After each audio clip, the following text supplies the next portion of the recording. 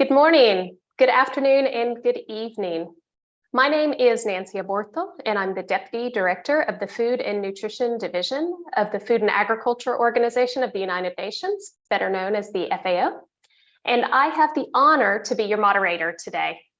On behalf of the FAO and our co-organizer, the World Food Program, I welcome everyone to this session of the School Meals Coalition Week on nutrition guidelines and standards for supporting healthy diets and the right to food for school children and adolescents.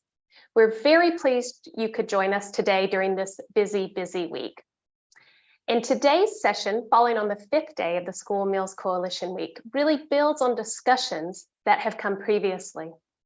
We've heard throughout the week the reach of school meals programs. Every day, millions of children and adolescents consume foods in school. And we've also heard about the importance of food and meals in schools, how for many children, a school meal can constitute a significant part of their diet, and oftentimes the only nutritious meal they can eat. And especially during times of stress and crisis, such as the current global food crisis, school meals play a significant role in providing a respite to affected families. So in today's discussion, we will dive into how we can help enable that food and meals in schools can reach their much needed potential for positive impact. Given the critical role of school meals, it's key that food and meals available in school are aligned with children's nutritional needs, their educational needs, and their social cultural needs and priorities. Nutrition guidelines and standards are rules and regulations designed to improve nutrition quality and adequacy of foods and meals provided in schools.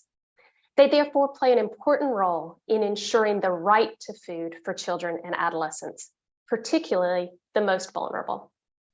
For this reason, the FAO and the WFP, with support of the Federal Ministry of Food and Agriculture of Germany, have launched the project School Food Nutrition and Guidelines for Safeguarding Children and Adolescents' Right to Food, which we will be discussing today.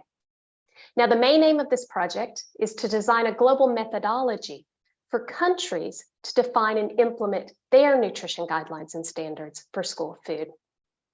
Today's event will be providing an overview of the project's objectives and deliverables. And to do this, we have experts from FAO and WFP to present the project's main features, while we also have international experts to highlight the project's potential impact. We also have someone joining us from Cambodia, one of the piloting countries, who will explain the benefits envisioned in that local context. And we're going to give a particular focus to the School Food Global Hub. Some of you may already know about it, as it's been presented back in June, but today we want to underline once again how you, as users, can provide your contribution to the hub. So without any further ado, let's get into it.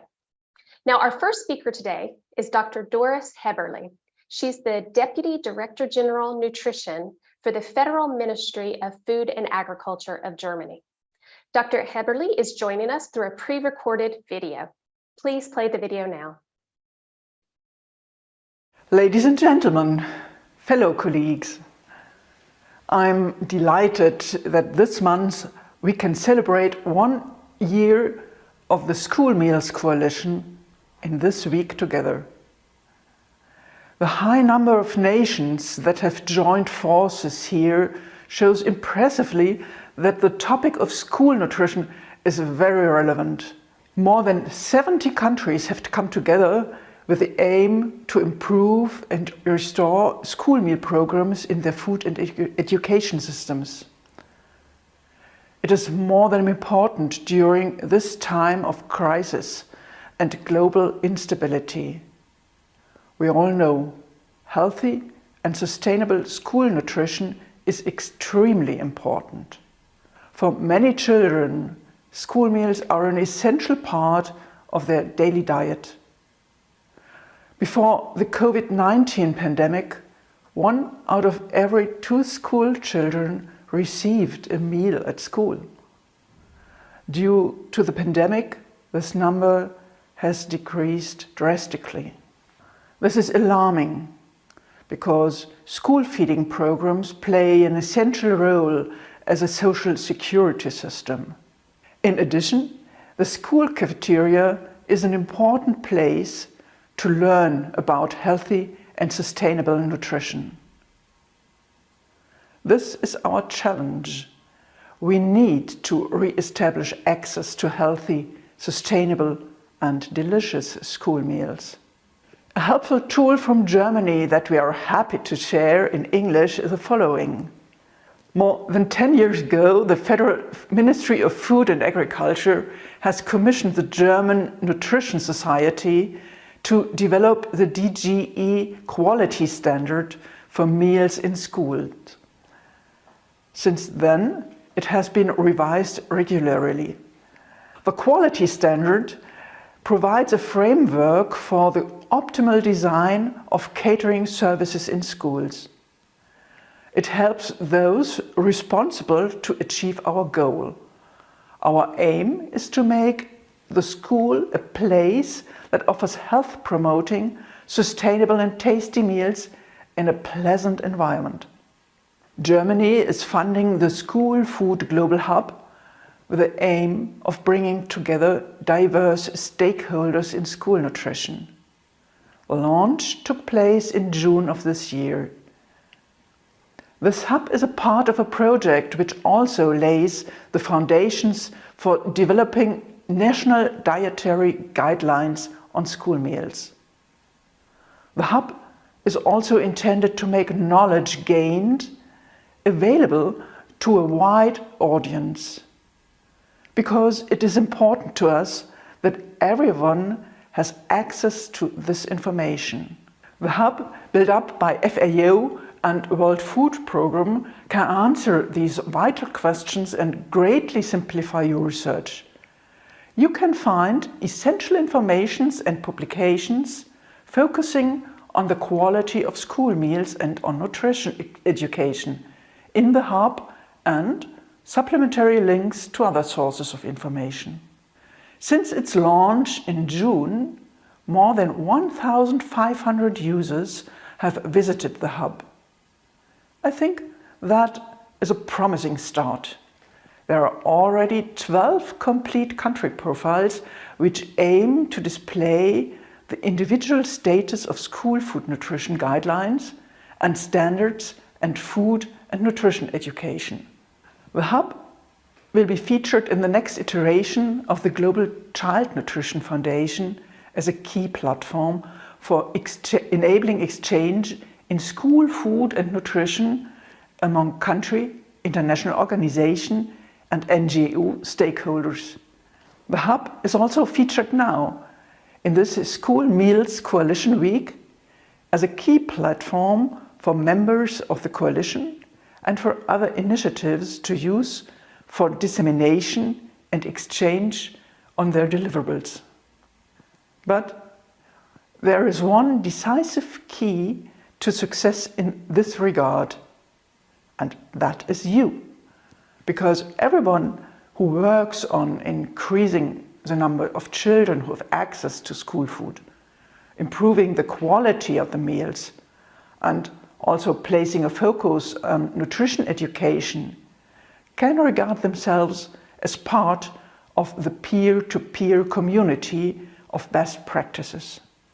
To conclude, I would like to say once again, use the School Food Global Hub to also help achieve the goal of the School Meals Coalition. That by 2030, every child should have the possibility of having a meal at school every day. And to help us all play our part in reducing global hunger and malnutrition. In this way, our project and the hub will make a significant contribution to establishing sustainable food systems and thereby achieving the SDG 2 of zero hunger. I wish you all a productive event and Thank you very much. Thank you, Dr. Heberle. We welcome so much the commitment and the dedication from the German government in support to the efforts of improving the quality of food and nutrition in schools. But you all here today, you heard Dr. Eberle. She said all of you are part of the solution. You are all part of that peer-to-peer good practice network. So we're looking forward to continuing working with each of you to support every child having a nutritious meal at school every day. So let me introduce our next speaker. We're pleased now to hear from Mr. Dev Sharma. Dev is an activist and he is the National Youth Board co-chair of Bite Back 2030. He's also joining us from a pre-recorded video. So let's hear from Dev. Hi everyone, my name's Dev Sharma, I'm 17 from Leicester and I'm the co-chair of Bite Back 2030's National Youth Board. As a young person, I spend 190 days of the year in school, so making sure that there's fair access to healthy school lunches can be an absolute game changer for my health. Regular nutritious meals at school are a huge opportunity to improve the health of children, especially at a time when the health of 1 in 3 children is at risk from diet-related conditions. As we know, free school meals for those who need them are a great opportunity to have a positive impact on the health and futures of young people. As we know, the cost of living crisis is having a huge impact on families, and regular access to nutritious food at school could make a huge difference. That's why here in the UK and right around the world, governments should listen to young people about their experiences of school food in order to improve systems and promote health. Thank you so much for listening to me. I really look forward to listening on in the discussions, and I hope everyone has a great day. Thank you, Dev.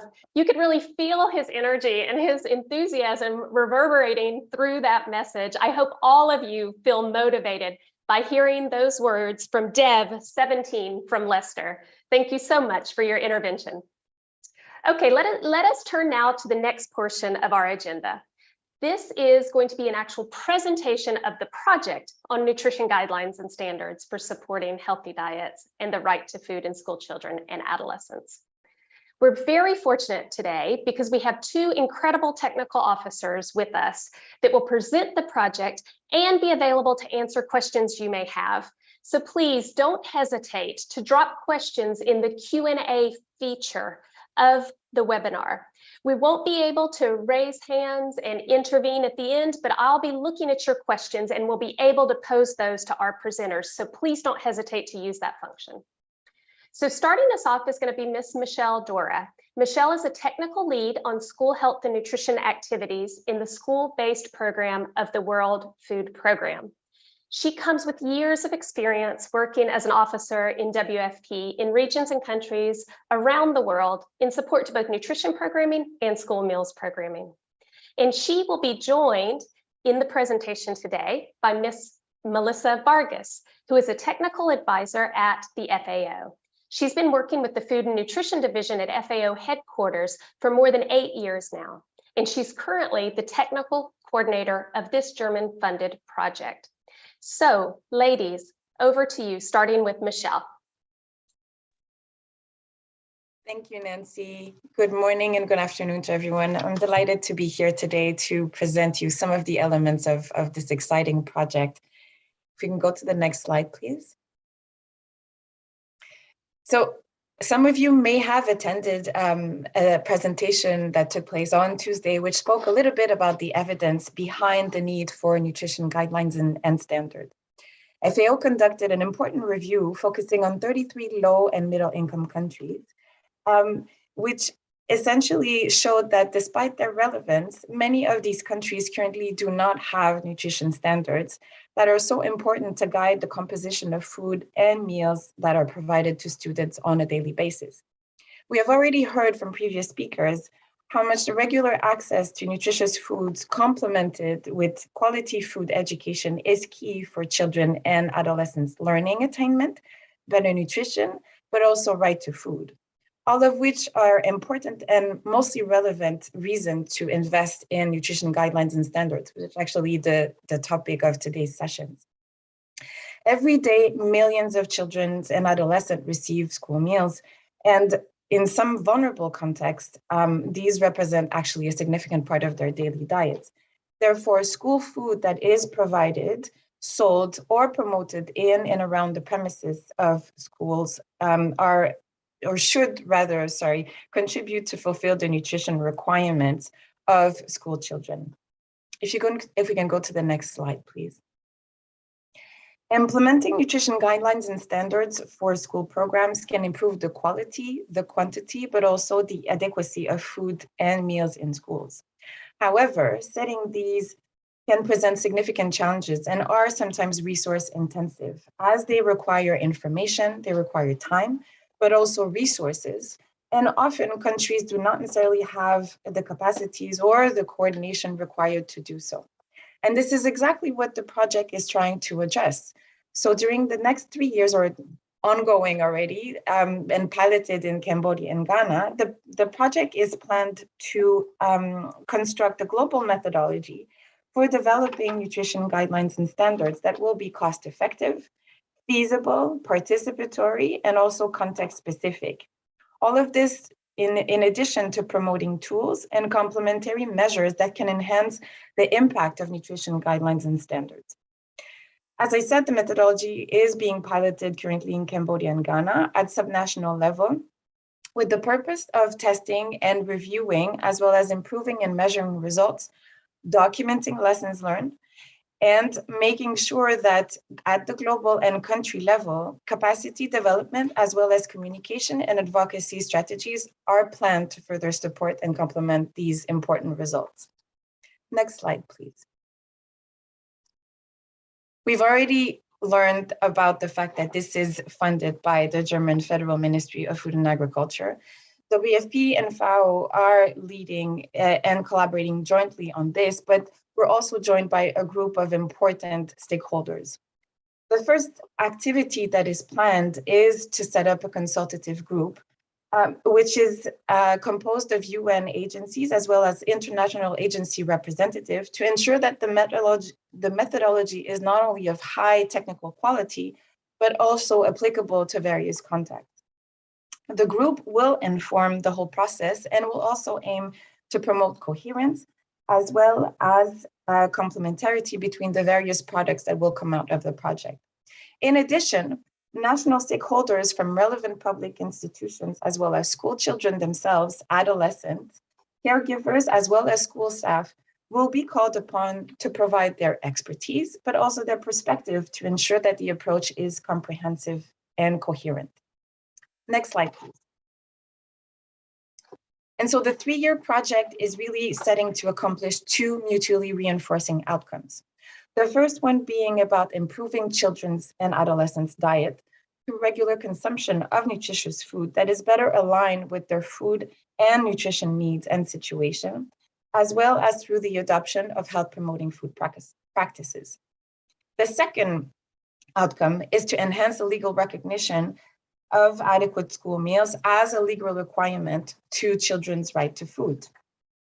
Next slide, please. And so, as mentioned, in addition to the global methodology to design the nutrition guidelines and standards, there's a set of other deliverables which we're really excited to talk to you about. In a minute, you will hear about the Global Knowledge Hub, which was launched in June to facilitate the exchange and the dissemination of some of the best practices. But there's also a set of other measures, such as food education, policies to further improve the school food environment, stronger coherence with procurement regulations, for instance, all of which will complement the methodology, to enhance the impact of the nutrition standards. Next slide, please. The global manuals that are being designed and as a set of complementary intervention are really meant to address a certain number of concerns. One is to help operationalize the nutrition guidelines and standards at the school level, and also to support the impact of the impact of the nutrition guidelines and standards on the school children's diet and right to food. There's an important and iterative multi-step process that has been designed to issue these manuals, which I will skip for now, but happy to answer any questions you might have on this. Now over to Melissa to talk to you a little bit more about the Global Knowledge Hub. Melissa, over to you. Thank you very much, Michelle. And this is a great introduction to also the School Food Hub that you have already heard a lot about. So I'm going to actually show you this hub in action. And I hope most of you joined us back in June, but for those who didn't, this is the landing page of the hub. And it's something we are very excited about. It took many months of a lot of people to work on this, and it's really taking shape. But I just wanted to mention that this is not the end product. This is only the beginning, the Global Hub 0.1. We are now collecting feedback from all the users and all the stakeholders to make sure that we can construct this Global Hub to something that is usable, user-friendly, and especially effective to achieve its goal. What I wanted to show you a little bit is the process that we are doing to collect information from different governments, from different national meal programs on how they actually develop their nutrition guidelines or standards, and as well on how they integrate food and nutrition education or nutrition content into their school system or into their national curriculum. So what we're doing right now is contacting government representatives to get interviews with them to really obtain that level of granular information about the processes that they take for these two aspects that are very, very relevant, as Michelle mentioned. And we are asking a series of questions that are normally not publicly available anywhere. We are asking them which sectors, which stakeholders are being consulted to develop nutrition guidelines, nutrition standards for their school meal programs, and if there are any other guidelines or standards for food that is being sold or marketed around schools. And here we really ask all the details about what if these guidelines or if these standards exist, what are they all about? Which are the main users, the main implementers of these guidance? What do these guidelines apply to? Which aspects of the meals, for instance, if it's only the nutrition composition or also other aspects of the meal timing, like how much time do students have available for eating their breakfast or their lunch or their snacks? What sort of meal structure do they have? And what is specifically other aspects that we know are conducive to ensuring that the children actually consume the food, if there are issues of food waste, etc. And of course, the scientific basis of these nutrition guidelines and standards, because this is what we are very interested in. And if they are linked to any other processes of food safety, for instance, how are they linked to, how do they operationalize these guidelines and standards into actual food commodities and quantities to be able to be procured, and how? So we asked about the development process, we asked about the implementation, for instance, what are the steps that they take to ensure that these are first known by everybody, then that they are complied with, what is if they are compulsory or they are voluntary, how do they measure this? And of course, how do they monitor and evaluate their impact? We have, of course, all the links to the documents. In many occasions, they are in the national languages, but we do our best to try to ensure that all the information is in English, and hopefully in the future we can also make it available in other languages. We also are linking to important aspects of their programs that have to do with ensuring the nutrition quality of them, and any other information that the countries consider relevant for that. We also have the same process for the integration of nutrition education into their school systems, into their national curriculum. We ask about Let me see if I can show you one of these. We ask about how the contents are integrated into the curriculum, how many hours do children have to learn about nutrition and food systems, what are the educational approaches that are being used, and how is it measured if these children are achieving the learning objectives that are set out. So you can find all of this in the section around the world, which is organized by regions. And this is something that we are investing a lot of time and effort here. And our team that is conducting these interviews is hopefully here with us. Then we have a very important part that we are going to expand on it in this upcoming year. We are trying to ensure that we are providing the best possible options for stakeholders, countries, researchers to exchange on the main aspects that determine the nutrition quality of school meals, of school food, and of food and nutrition education. We are linking to already regional networks. We want to ensure that we are a step for these regional networks to communicate at global level and to exchange aspects that they consider very important on these topics.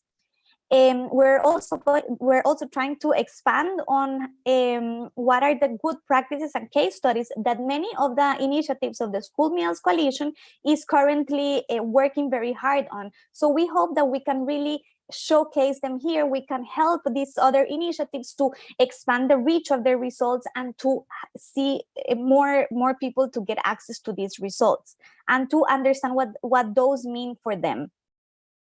And the most important part that we are going to really work on 2023 is what is the best way for you to use this hub. For instance, we have this link, which I all invite you to complete. It's very short, and it's a survey about what you think is necessary for you to be to use the best way of having this hub. If it's through forums, through exchanges in social media, through blogs, through surveys, what is that? We don't want to create anything that will not be used or that will take a lot of your time. So we really want to ensure that we are catering to your needs on that. So I invite you all for that. And this is going to be the next step of our hub to make sure that we are putting in place those processes to exchange, particularly with the focus on nutrition guidelines and standards for school meals and food and nutrition education. But we also need in the future to ensure that we are also catering to other aspects of school meal programs. And I know that I'm having now 20 seconds. So I just wanted to show you also, we have a youth corner, which we are going to try to expand on this next year, where we are not only ensuring that school children, adolescents, and their families get to know about the importance of having nutritious school meals and active food education in their schools, but also to collect their experiences, because we really want to ensure that whatever we are doing is going to be accepted, is going to be feasible. So we are having a series of campaigns and events so we can ensure that we are getting information and experiences about this. So we have a couple of mechanisms set up which we wish to expand on. And then just last, we have heard that this section is quite good because we are really trying to put here the main systematic reviews, the main evidence that you might need to advocate for the development of nutrition guidelines and standards, and for the adequate revision of a school curriculum for integrating food and nutrition education. So I invite you all to look at it. And I think that's my time. Thank you. Thank you, Melissa. And thank you also, Michelle. You both did a great job of very clearly setting out the project on nutrition guidelines and standards, objectives, goals, potential for impact, and then walking us through the hub. Melissa, thank you. It was fantastic to see that some countries have already engaged and gotten some information on the hub around their profile. I noticed in the chat that our colleagues dropped a link. So if any of you out there are ready and interested in building your own country profile and you've got some information you'd like to share, there is an email to which you can send that. One thing that I really appreciated about the presentation as well is the focus of this project on nutrition guidelines and standards in feasibility, ensuring that these are useful guidelines and standards. And I've heard a few times, I heard the words of actually consuming the food, being sure that they're tasty meals and delicious school meals. And that's something that's as important as the nutrition aspect, because we need to be sure that the children are engaged and they're excited about these meals, so the meals are indeed consumed. Well, ladies and gentlemen, that was a little bit of my quick reflection, but I imagine that you, also seeing this presentation, have some questions or some comments you'd like to share. So once again, let me invite you to drop your comments or questions into the Q&A function, and we will try to address those before the end of today's time together. So as you're thinking of that, I'll also move us to the next section of our session. We're going to have two guests that are going to give some reflections on how this school meals nutrition guidelines are relevant at the global context. Our first speaker is Mr. Michael Fakhri. He is the UN Special Rapporteur on the Right to Food, a position that he has held since March of 2020. Michael is also a professor at University of Oregon, where he is at the School of Law and teaches courses in human rights, food law, development, and commercial law. So we very much appreciate his expertise and his reflections today. So it is a pleasure to share with you his pre-recorded remarks. Hello, my name is Michael Fakhri, and I am the UN Special Rapporteur on the Right to Food. Unfortunately, due to the significant time difference, I'm unable to attend live with you today. I do, however, want to commend everyone for bringing the right to food into your discussion on nutritional guidelines and standards. I think there's a lot of interesting work that can be developed in this area. As you all know, nutritional guidelines and standards are an important way to guide policymakers in creating the conditions for healthy diets and helping people when they prepare meals. When you bring the right to food into the conversation, it can do several things. First, the right to food frames people as rights bearers. To me, that means that one must start by asking people and communities, what do they want and what do they need? By taking the time to ask people what do they want before telling them means it allows you to develop guidelines and standards that people will want to use. Second, the right to food means that accountability must be taken into consideration. To me, that means it's important to ask, who is accountable for malnutrition in the first place? It also means thinking about who should be responsible if the guidelines and standards fall short or if they're not properly implemented. Finally, by framing things in terms of the right to food, it makes it easier to be consistent and flexible. So the right to food gives nutritional guidelines and standards an international consistency, but it also allows for guidelines and standards to align with the cultural and social context of particular communities. I wish you all the best in your webinar. Thank you very much. Thank you so much to Michael. Those reflections remind us that the access to nutritious food is a fundamental human right, and all children and adolescents deserve to enjoy that right. But he also gave us some very simple steps on how the right to food can help us in developing our nutrition guidelines and standards in a robust, stable, and consistent way. So thank you, Michael. Now we're going to hear from Ms. Stinica Onema. Stinica is the Executive Secretary of UN Nutrition. That is the interagency coordination mechanism for the United Nations on Nutrition. Stinica will be joining us in a pre-recorded video. So please, over to Stinica. Good day to all. I'm very pleased to be with you and share a few thoughts in my capacity as Executive Secretary of UN Nutrition. UN Nutrition convenes UN agencies to work together to achieve a world without malnutrition. Too many school-aged children and adolescents suffer from malnutrition, and UNHCR and our predecessor showed in a 2017 discussion paper how schools offer a unique opportunity to improve nutrition as well as education outcomes using a systems approach. We showed how school food and nutrition is vitally important for children and how schools provide a platform for early adoption of healthy food practices. The paper also highlights the huge potential of homegrown school feeding and that public procurement can work as a lever to help farmers to shift to production practices that favor human and planetary health. As convener of the Community of Practice on School Food and Nutrition, we found during a review of tools and guidance that despite an abundance of materials, there are gaps in guidance on school food and nutrition. This is more important than ever in the context of promoting healthy diets for now and the future, and the COVID-19 pandemic has illustrated this even further. The review concluded that to be effective, comprehensive nutrition-related school policies must involve children, parents, cooks and caterers, teachers, as well as the community, and local and national officials and policymakers. It also emphasizes that peer-to-peer learning is key to providing support across countries. Examples of projects included that of Slovenia, where the organization of school meals follows the country's comprehensive dietary guidelines, and the Philippines, which set out new regulatory standards for food served and marketed in schools.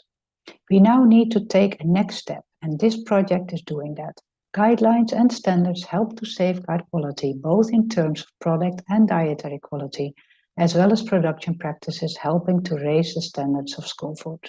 Of course, these must be flexible enough to be adapted to the context and situation to meet specific nutritional needs and challenges.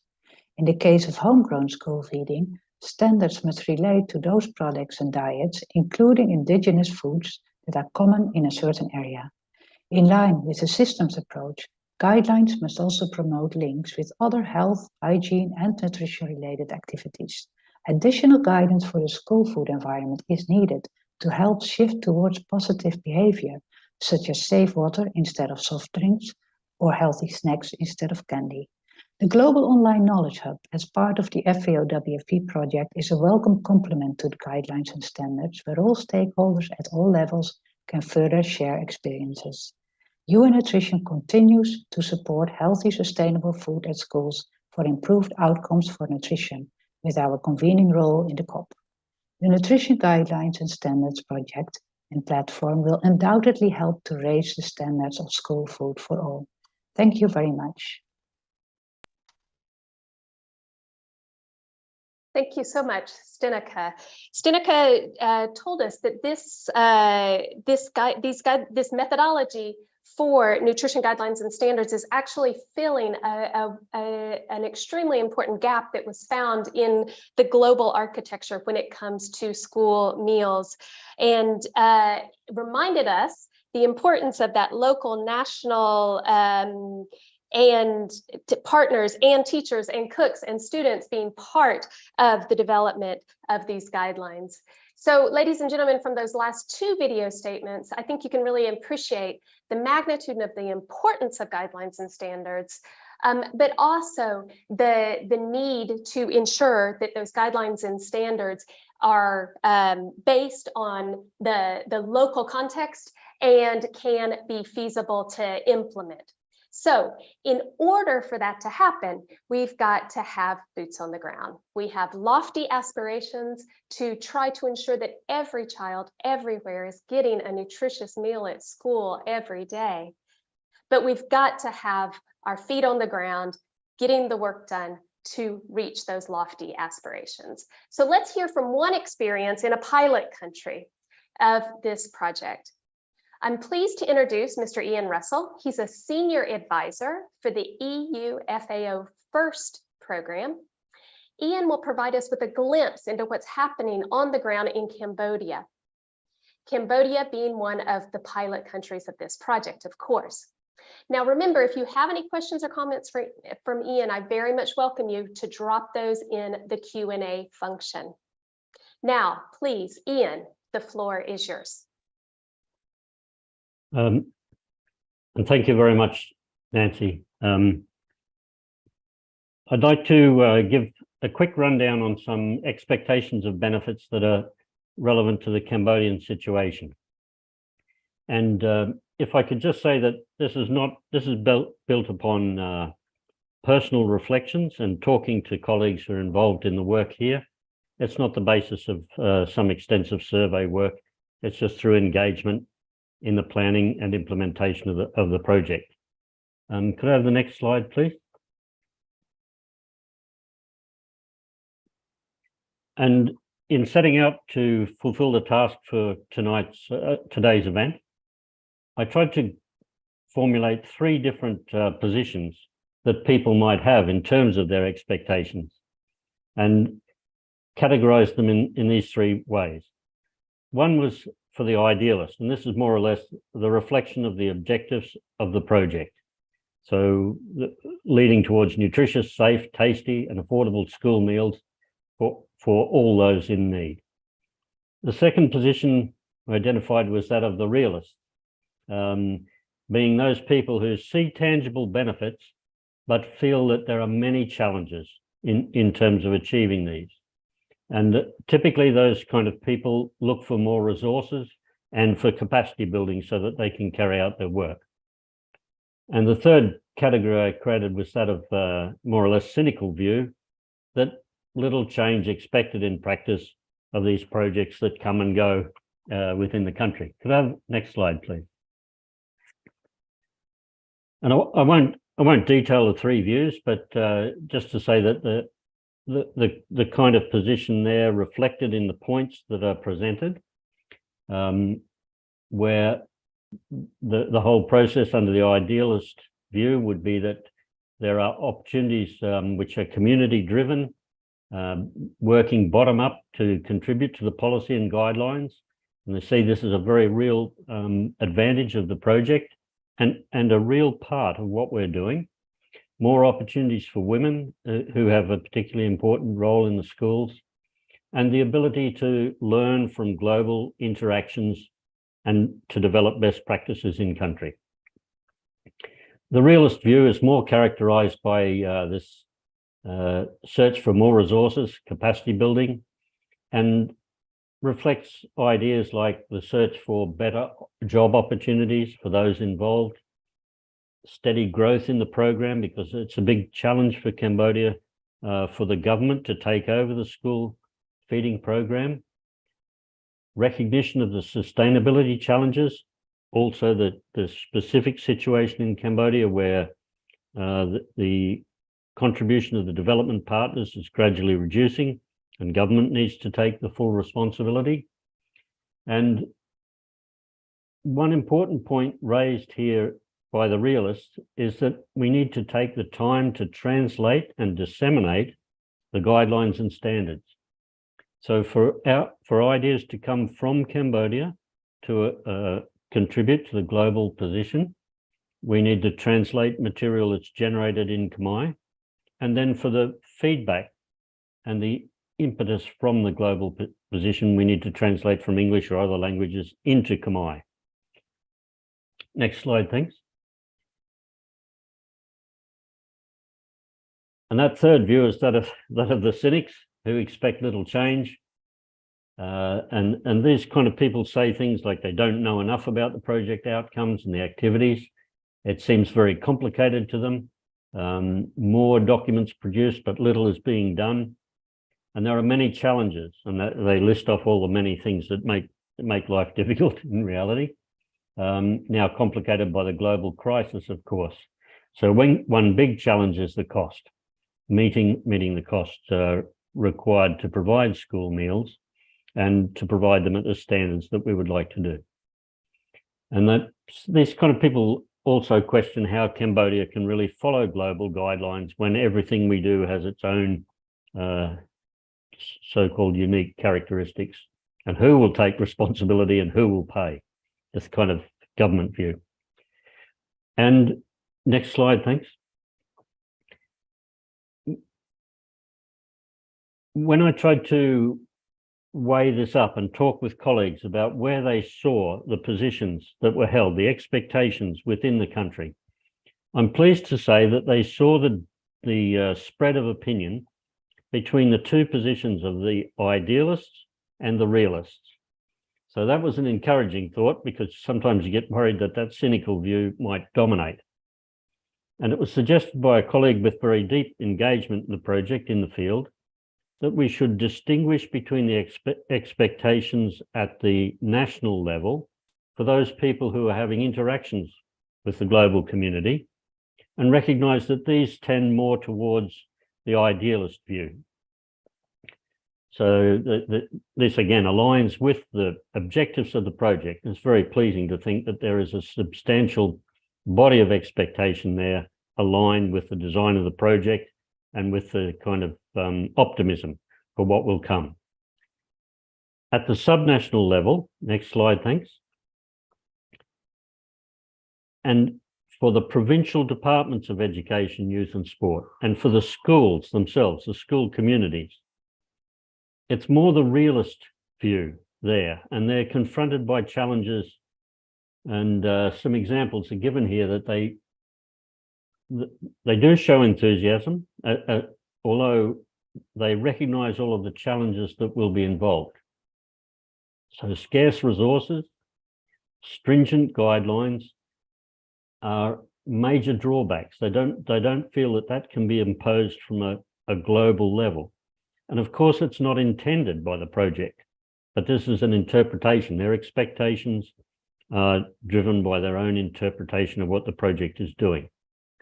So they're worried that there might be a lack of consideration of the different geographic conditions, and they're not recognizing that they have, as Cambodia has a unique role in this as a pilot country and a privilege to be able to give those insights.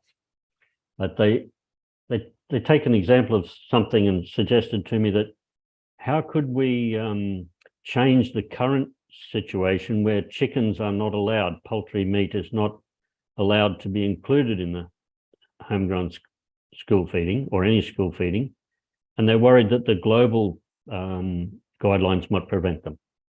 So the main concern there is that they need to get more information in Khmer so that they can understand more fully what's happening.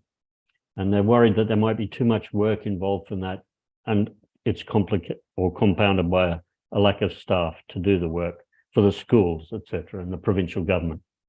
So that's just a quick snapshot, but I think my time is up. So thank you very much, Nancy, for the opportunity to present in brief the situation in Cambodia.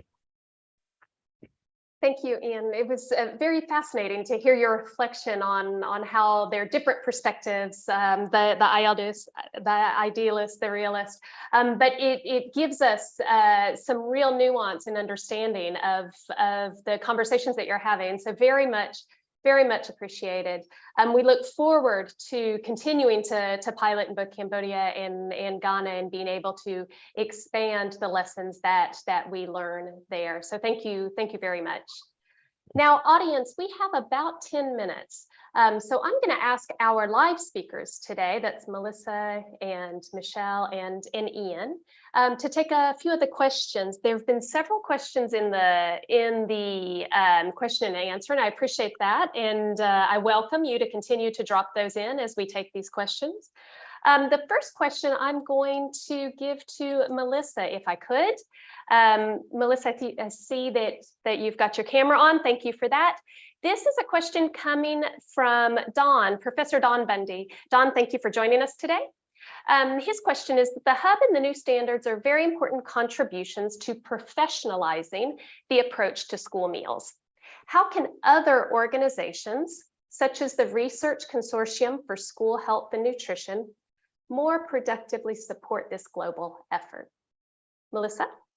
Yes, thank you. Thank you very much, Nancy, and thank you very much, Don, for your question. Thank you for putting this today. So as I mentioned, I think we're working in phases at the moment.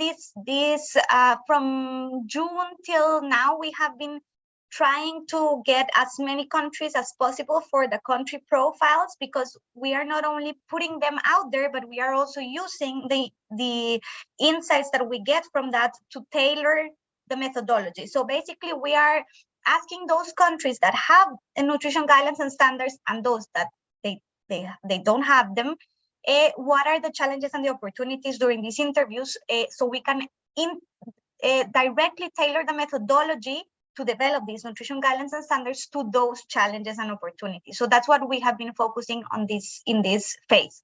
Now, from the end of this year to all 2023, we are going to focus on exactly what you mentioned, on what the other part of the hub that is on the exchange, the peer-to-peer exchange, and the dissemination and expansion of all of those conclusions, deliverables, information, evidence that is generated through all the initiatives from the School Meals Coalition and of course others.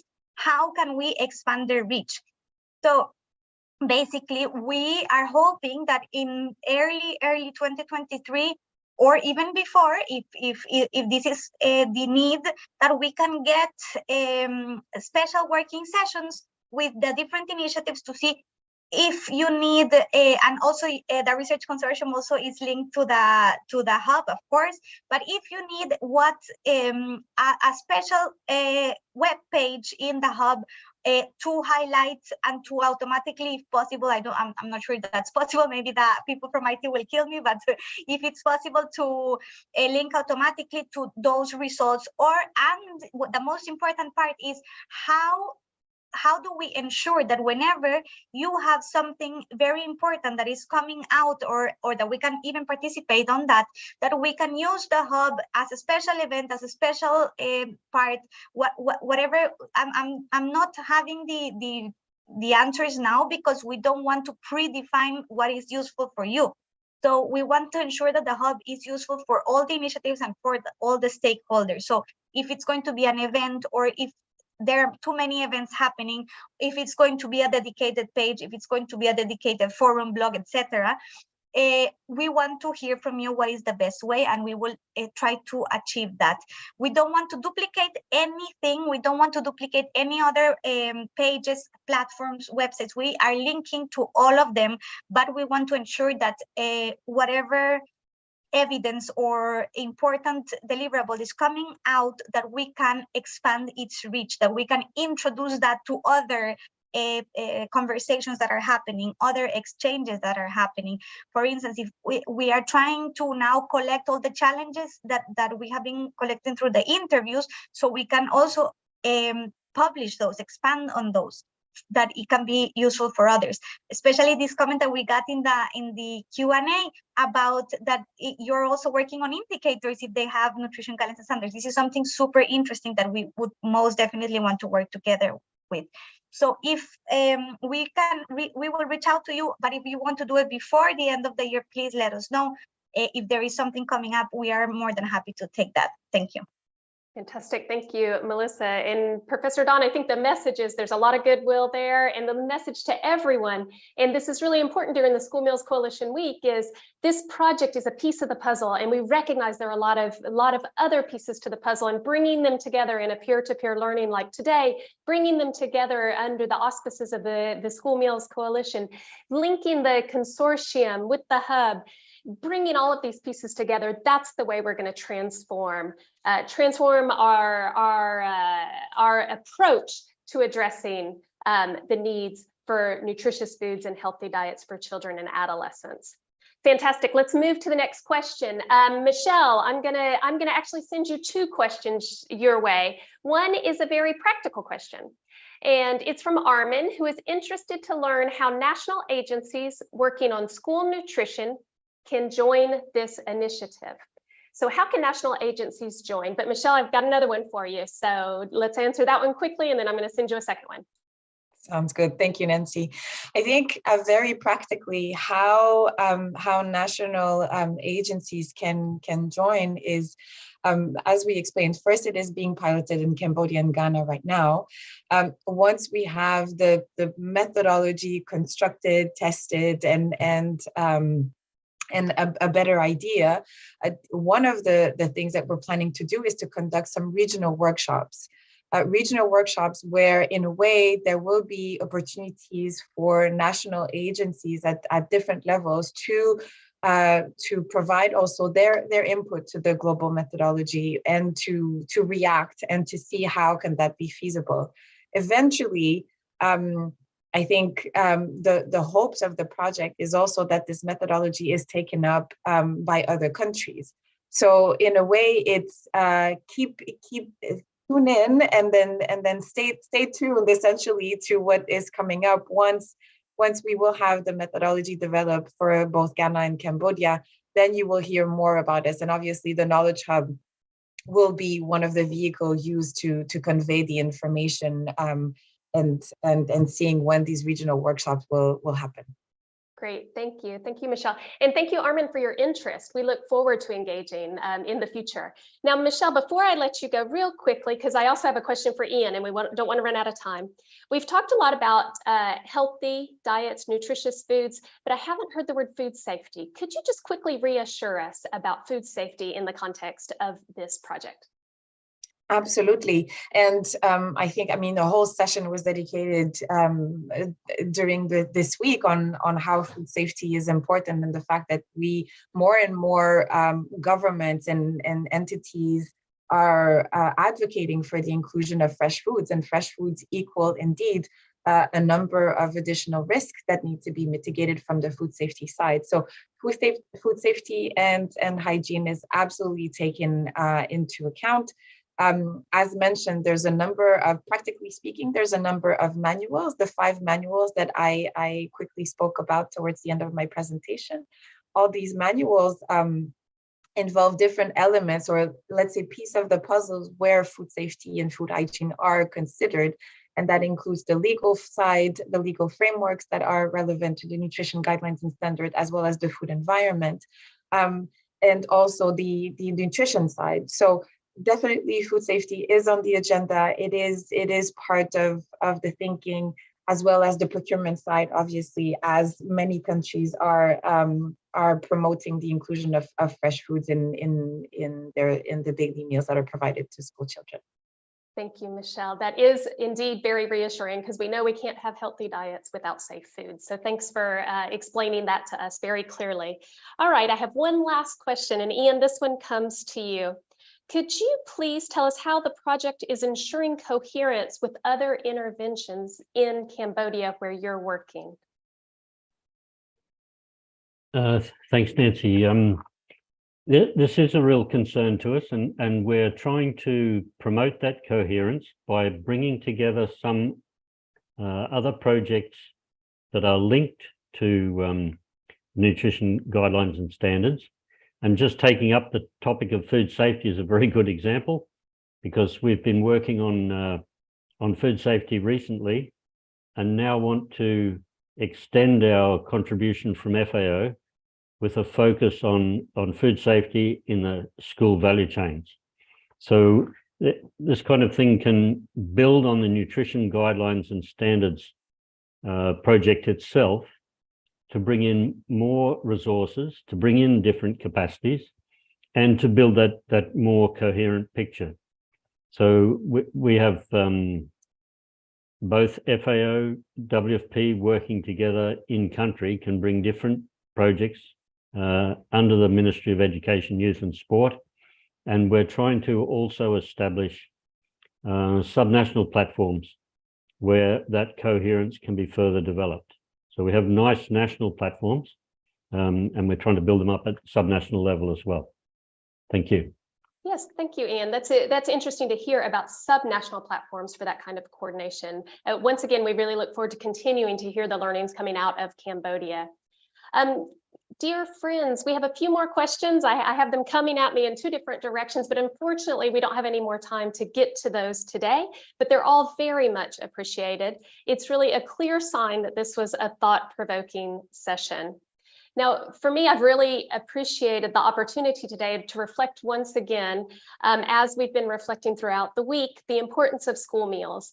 But then also today allowed us to take that conversation to a concrete action, that using the evolving and the increasing knowledge and evidence that we have about nutrition, about law in relationship to the right to food, etc., in order to ensure that school meals can really fulfill their potential through the development of feasible and usable nutrition guidelines and standards.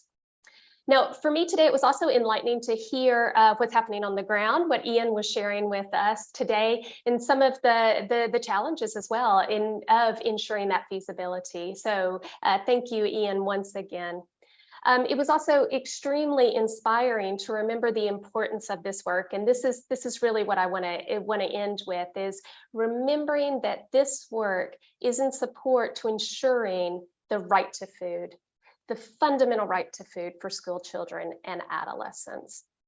So again, FAO's great appreciation out to everyone, our great appreciation out to the sister agency of the World Food Program for their strong collaboration for this project, and for the many efforts that are happening around the globe to ensure that all children have the nutritious school meals that they deserve. But before I sign off, I do want to say a big thank you to all of the speakers whose interventions have really enriched our session, to the audience today for your time and your questions, your interest and your engagement, and really also a great appreciation to those colleagues working in the background. It took a lot to pull this week together. It's taken a lot to pull today's event together. And I really appreciate those working in the audiovisual and the interpretation and the logistics. So thanks to all of you as well. Now, today's session has come to an end, but as you heard, there's great goodwill to keep the conversation going. So I really invite you to engage with the peer-to-peer learning and the Global Hub. So with that, I will say goodbye, and I wish you all a wonderful day.